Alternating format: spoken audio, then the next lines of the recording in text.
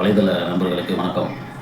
சமீப கால அரசியல் நமக்கு பல விஷயங்கள் நமக்கு மிகப்பெரிய மன நெருடலை கொடுத்துள்ளது. புதிய அரசியல் மாற்றம், புதிய ஆட்சி, புதிய முதல்வர் இப்போ தான் துவங்கியிருக்கு. அவங்க பாதையில் நடக்கிறதுக்கு அவங்களோட திட்டங்களை செயல்படுத்த கொஞ்சம் நாட்கள் தேவைப்படும். சிறப்பாக செயல்படுவாங்கன்னு நாம் நம்பலாம். அதே சமயம் அனைத்து இந்திய அண்ணா திராவிட முன்னேற்ற கழகத்திலிருந்து தேர்தலில் மக்களால் ஜனநாயக முறையில் தேர்ந்தெடுக்கப்பட்ட 4 எம்எல்ஏக்கள் வெற்றி பெற்ற 23 நாட்களிலேயே எம்எல்ஏ பதவியை ராஜினாமா செய்துவிட்டு ஆளுங்கட்சியாக உள்ள தமிழக வெற்றிக் கழகத்தில் உடனடியாக இணைந்தனர். கீழே ராஜினாமா கடிதம், மேல் மாடியில் கட்சியில் சேர்ந்தாங்க. இது போன்ற விஷயங்கள் மிகவும் கண்டிக்கத்தக்கது. அதன் வரிசையில் புரட்சி தலைவி ஜெயலலிதா அவர்களால் சீட்டு கொடுத்து நிறுத்தப்பட்ட திரு விஜயபாஸ்கர் அவர்கள், முன்னாள் சுகாதாரத்துறை அமைச்சராக திறம்பட செயலாற்றிய திரு விஜயபாஸ்கர் அவர்கள் தற்போது தனது எம்எல்ஏ பதவியை ராஜினாமா செஞ்சுட்டு வெளியே போயிருக்காரு. அவர் எந்த கட்சியில் சேர்றாரு என்னன்னு நமக்கு தெரியல. செல்வி ஜெயலலிதா அவர்கள் எலெக்ஷனில் ஒவ்வொருத்தருக்கும் சீட்டு கொடுக்கும்போதும் நானே அந்த தொகுதியில் நிற்பதாக சொல்லி சீட்டு கொடுத்துருக்காரு. அதனால் அது மூலிமா வென்று பலரும் பல உயரங்களை பெற்றிருக்காங்க. அது நமக்கு தெரியும். அதன்படிதான் விராலிமலை மக்களும் திரு விஜயபாஸ்கர் அவர்களுக்கு வாக்களித்திருப்பார்கள். அதிமுக என்ற கட்சியால் மட்டுமே விஜயபாஸ்கர் அவர்கள் தமிழகம் முழுவதும் அறியப்பட்ட நபராக இருந்தார். அதிமுகவால் தான் பதவியும் சுகமான வாழ்வும் உங்களுக்கு கிடைத்தது என்பதை நீங்கள் மறந்துட்டு அந்த கட்சியை விட்டு வெளியே போய் எம்எல்ஏ பதவியும் ரிசைன் பண்ணியிருக்கீங்க.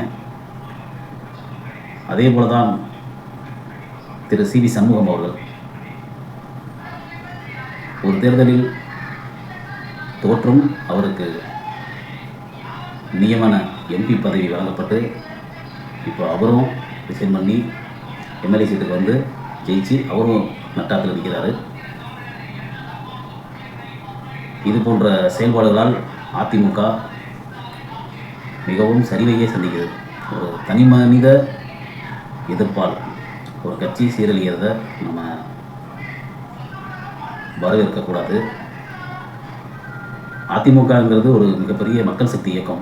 இந்த மாதிரி உங்களோட சுயலாபத்துக்காக வெளியே போகிறதுனால தான் இன்னைக்கு கட்சி ஆரம்பித்தவங்கலாம் அல்லு சில்லுங்கிறாங்க, தீர்ந்து போன கட்சின்னு சொல்கிறாங்க. அந்த நிலைமைக்கு வர்றதுக்கு காரணம் என்ன அப்படின்னா, இது மாதிரி அந்த கட்சியை சிறுமைப்படுத்தியது. சி.வி. சண்முகம் அவர்கள் கடந்த எம்எல்ஏ தேர்தலில் தோற்று போனார். ஆனால் அவர் சொல்கிறாரு பாமகவாக தான் அதிமுக இத்தனை சீட்டு ஜெயிச்சிச்சு அப்படின்னு. இதெல்லாம் வந்து ஒரு சிறுமைப்படுத்துகிற பேச்சு. பாமகவுக்கு சீட்டு கொடுத்ததே அதிமுக தான். ஆனால் சி.வி. சண்முகம் இன்றைக்கி அதிமுகவை பிடிக்கிறதுக்காக மாற்றி பேசுகிறாரு. எடப்பாடி பழனிசாமி அவர்கள் மீது நமக்கு பல விமர்சனங்கள் உண்டு. நம்ம வந்து கடந்த காலத்தில் அதிமுகவை பற்றி பல விமர்சனங்கள் வைத்த போது அதிமுககாரவங்க நம்மளை திமுகவுக்கு ஃபேவராக பேசுகிறோன்னு சொன்னாங்க. நம்ம திமுகவுக்கு ஃபேவராக பேசலை, நடைமுறையை சொன்னோம். அதிமுக பிஜேபியோட கூட்டணி போனால் இது மாதிரி ஒரு இக்கட்டான நிலைமைக்கு வருங்கிறத நம்ம தொடர்ந்து பதிவு செஞ்சோம். அது நிலைமைக்கு இப்போ வந்திருக்கு. இப்போ அதிமுகவை பற்றி பேசுகிறதுக்கு எதுவுமே இல்லை அப்படிங்கிற நிலைமைக்கு அதிமுக வந்தது மிகப்பெரிய வருத்தம். அதிமுக மீண்டும் நில வேண்டும். நேற்று கூட அதிமுகவின் பொதுச் செயலாளர் திரு எடப்பாடி பழனிசாமி அவர்கள், எனது மகன் மிதுன் அவர்கள் அரசியலுக்கு வரமாட்டார் என்று அந்த விமர்சனத்துக்கு முற்றுப்புள்ளி வச்சிருக்காரு. எனவே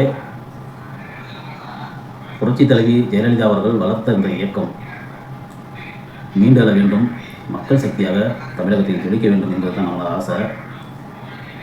இந்த கட்சியை வச்சு தான் நீங்கள் வந்து பிரபலமானீங்க. ஆனால் இன்றைக்கி வேற ஒரு கட்சியில் போய் என்ன பண்ண போகிறீங்க? ஓபிஎஸ் போனார், அது நியாயமானு கேட்கலாம். ஓபிஎஸ் அவர்கள் அவராக கட்சியை விட்டு போகலை, கட்சி அவரை விட்டு நீக்கினுச்சு.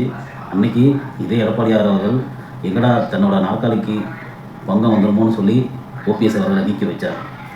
இன்று சபாநாயகராக இருக்கிற ஜே.சி.டி. பிரபாகர் அவர்களை நீக்கி வச்சார்.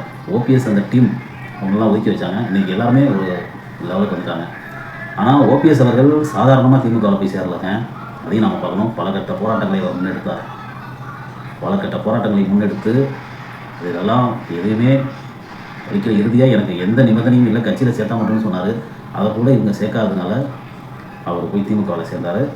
ஆனால் திரு விஜயபாஸ்கர் அவர்கள், சிவி சண்முகம் அவர்கள் இதெல்லாம் இவங்க சீட்டு கொடுத்து வெற்றி பெற்று இப்போ வெளியே போகிறதும் ரிசைன் பண்ணுறதுங்கிறது அந்த கட்சியை அவமானப்படுத்துகிற மாதிரி பேசுகிறதும் கண்டிக்கத்தக்கது. இது போன்ற சம்பவங்கள் நடைபெறாமல் இருக்கணும்.